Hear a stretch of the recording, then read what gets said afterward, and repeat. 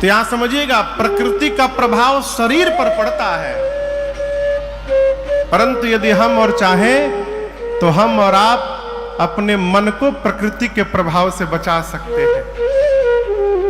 प्रकृति का प्रभाव पड़ेगा तो शरीर वृद्ध हो सकता है, लेकिन यदि हमने साधन कर लिया तो हम अपने मन को वृद्ध होने से बचा सकते हैं। हमारा मन सदैव नवीन बना रह सकता है। और जीवन में हार हो चाहे जीत हो, उसके पीछे शरीर बाद में है, मन हमारा पहले है। कहते हैं मन के हारे हार है और मन के जीते जीत है। मन कैसे स्वस्थ रहेगा? तो इसका केवल एक उपाय है, भगवान का भजन। दूसरा कोई उपाय नहीं है। भगवान का भजन, सत्संग, महापुरुषों का संग, दिव्य ग्रंथों का पठन पाठन, यही उपाय है जिससे हमारा मन स्वस्थ हो सकता है। और स्वस्थ मन से ही श्रेष्ठ व्यवहार संभव है। जो मन बीमार हो गया है उससे कुछ भला का कार्य होने वाला नहीं है। मन स्वस्थ हो। मन स्वस्थ कैसे होगा? आत्मसमर्पण से। आत्मसमर्पण में दिमाग का काम समाप्त हो जाता है। दिमाग का काम वहां लगता है जब आप करने से प्रारंभ करते हैं। अपने से श्रेष्ठ के सामने समर्पित हो जाइए, भगवान के सामने समर्पित हो जाइए। प्रभु, कुछ नहीं जानता हूं मैं, आत्मनिवेदन कर दीजिए। है भरोसे तेरे चल रही जिंदगी है, न पूजन किया। आप कल्पना करिए, विभीषण जी को जानते हैं आप लोग? विभीषण जी को कौन कौन जानता है? लंका वाले विभीषण जी, जिस लंका में राम कहना राष्ट्रद्रोह था, उस लंका में भगवान का मंदिर बना के भजन करते थे विभीषण जी। और वो विभीषण जी जब राम जी के पास आए तो विभीषण जी की शब्दावली देखिए आप, है? यदि विभीषण जी के जगह हम होते, राजन होता, तो हम अपन विजिटिंग कार्ड छपवा के आए होते। राम जी को देख के कहते कि एक बार पढ़ लीजिए हम कहाँ हैं, देख लीजिए एक बार। लंका के इकलौते भगत हैं आपके हम, कौन वहां पर आपका नाम नहीं लेता, छोड़ हमको, हम ही आपके एकमात्र भगत जी हैं। लोग बताते हैं कि नहीं बताते हैं, हमने ये कर दिया, हमने वो कर दिया। परंतु विभीषण जी को दर्शन करिए, आकर ये नहीं बोले कि मैं आपका भगत हूं। क्या बोले? नाथ दसानन कर मैं भ्राता। ये नहीं बोले कि मैं भगत हूं, ये बोले आपके शत्रु रावण का भाई हूं। आपने रघुनाथ जी संकल्प लिया है, सौगंध लिया है कि धरती से निशाचरों को समाप्त करूंगा, उसी निशाचर कुल का मैं भी हूं। निश्चर वंश जन्म सूत्राता। प्रभु निशाचर हूं मैं। जिस प्रकार उल्लू को अंधकार से प्रेम होता है, उसी प्रकार इस विभीषण को पाप से प्रेम है। सहज पाप प्रिय तामस देहा, जथा उलू कही तब पर नेहा। विभीषण जी बोले प्रभु हम पापी हैं, हम निशाचर हैं। राम जी बोले अब क्या, तो फिर यहां कैसे आ गया? बोले प्रभु सुना था मैंने आपके बारे में। क्या सुना था? श्रवण सुयस सुनिया प्रभु भंजन भव भी,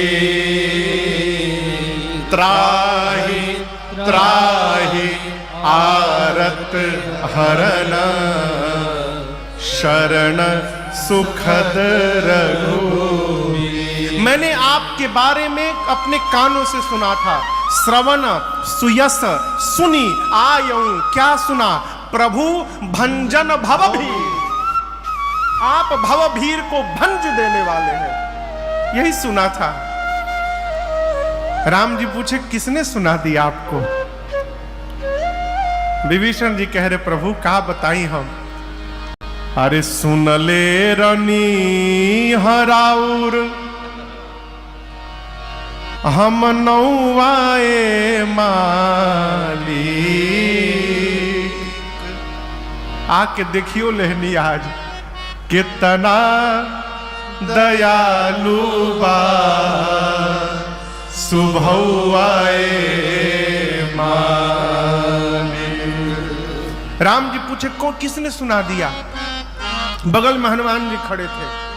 विभीषण जी बोले प्रभु जाके हमसे कहले रहले मालिक राउर धावन। ये हनुमान जी बोले थे जाके।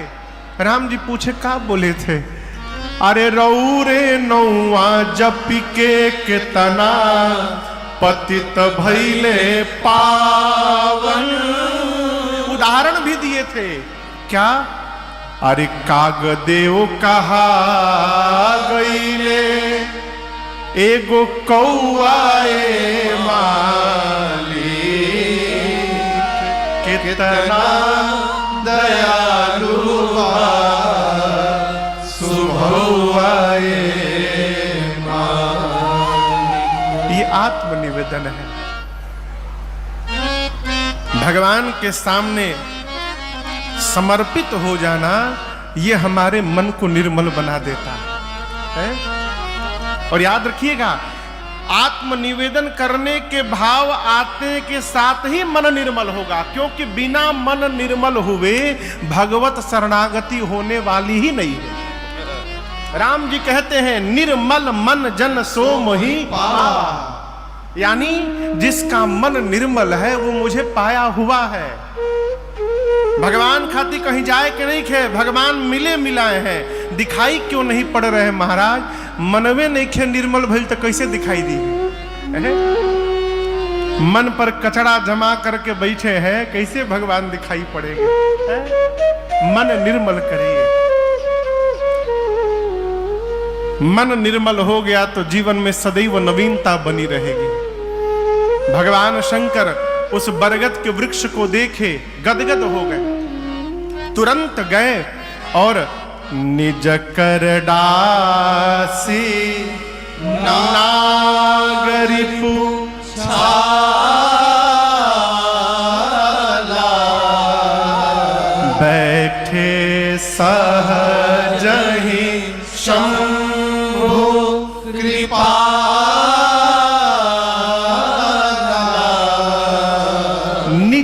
निज कर यानी अपने हाथ से, डासी डासी मतलब बिछाकर। क्या बिछाकर?